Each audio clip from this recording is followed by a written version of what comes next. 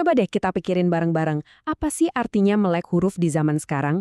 Nah, di Indonesia jawabannya itu lagi dirombak total loh buat ngadepin tantangan abad ke-21. Jadi, lupain dulu sejenak soal sekedar bisa baca dan nulis, karena kita bakal ngebahas sesuatu yang jauh-jauh lebih besar dari itu.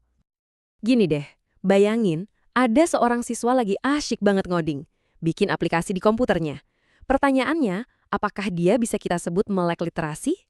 Nah, pertanyaan simpel ini ternyata bisa membongkar semua pemahaman lama kita tentang apa itu literasi. Jawabannya ternyata nggak sesederhana itu. Kenapa? Karena definisi literasi itu sendiri lagi berkembang, lagi berevolusi, jauh melampaui sekedar kemampuan membaca tulisan di atas kertas. Oke, jadi apa dong definisi baru ini? Gini, untuk bisa jalan di era modern yang serba kompleks, kita butuh peta yang baru. Nah, definisi literasi inilah yang jadi fondasi buat pendidikan modern di Indonesia. Menurut UNESCO, literasi itu jauh lebih dari sekedar bisa baca. Coba deh perhatiin kata-kata kuncinya, menafsirkan, menciptakan, mengomunikasikan. Artinya apa? Artinya ini bukan lagi soal kita pasif nyerap informasi, tapi soal gimana kita bisa aktif menggunakan informasi itu untuk berkarya, untuk mencapai tujuan, dan jadi bagian penuh dari masyarakat. Nah, Indonesia lewat kurikulum 2013 nggak berhenti di situ. Idenya dikembangin lagi jadi lebih keren. Pemerintah merumuskan ada 6 pilar literasi yang paling penting buat sukses di dunia modern. Yuk kita lihat satu persatu. Anggap aja ini kayak toolkit lengkap buat hidup. Fondasinya tentu aja baca tulis. Terus ada numerasi buat main logika angka, sama sains buat paham cara kerja dunia. Nah, di zaman sekarang, literasi digital itu udah wajib banget.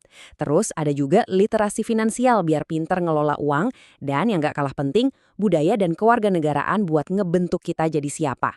Kerennya, semua ini saling nyambung, jadi satu kesatuan yang kuat banget.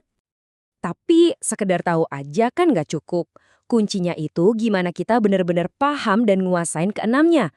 Ternyata ada sebuah perjalanan 3 langkah buat bisa sampai ke sana. Nah, ini kuncinya. Progresinya itu penting. Kita ambil contoh yang gampang banget, luas segitiga. Tahap mengetahui itu pas kita hafal rumusnya. Setengah kali alas kali tinggi. Oke, hafal. Naik level ke memahami, kita bisa jelasin, kenapa sih rumusnya begitu?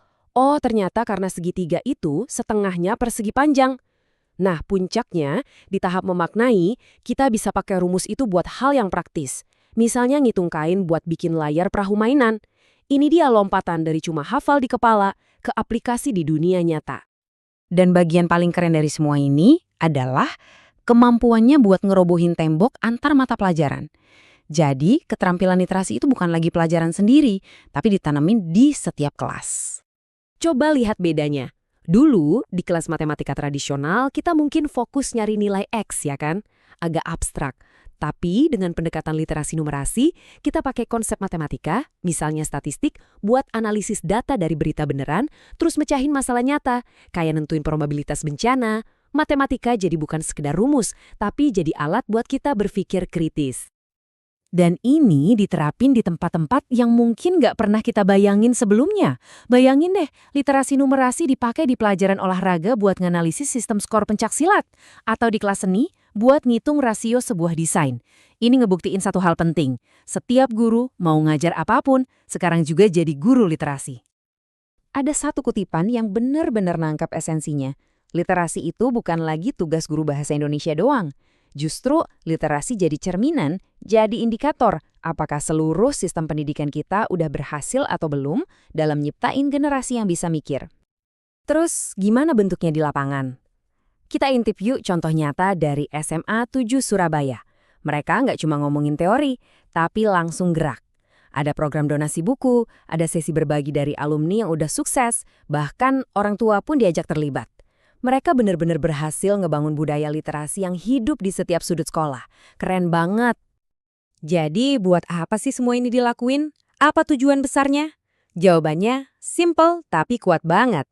Untuk nyiapin para siswa biar mereka siap ngadepin masa depan yang kita semua tahu penuh tantangan. Pendekatan multiliterasi ini sebenarnya langsung menembak ke jantungnya keterampilan abad ke-21. Kemampuan berpikir kritis buat mecahin masalah, kreativitas buat bikin hal-hal baru, dan komunikasi dan kolaborasi buat kerja bareng orang lain. Nah, ini 3 pilar yang bakal nopang kesuksesan mereka apapun karir yang nanti mereka pilih. Pada akhirnya, tujuannya itu bukan buat nyetak mesin penjawab soal ujian. Tujuannya adalah memberdayakan setiap siswa jadi individu yang mandiri, jadi pembelajar seumur hidup, dan yang paling penting siap buat kasih kontribusi positif ke dunia di sekitar mereka. Sebagai penutup, saya mau lempar satu pertanyaan buat kita renungkan sama-sama. Di tengah dunia yang terus berubah ini, menurut Anda, keterampilan apa sih yang paling penting buat dipelajari generasi penerus kita? Karena jawaban dari pertanyaan itulah yang akan terus membentuk evolusi literasi di masa depan. Terima kasih sudah menyimak.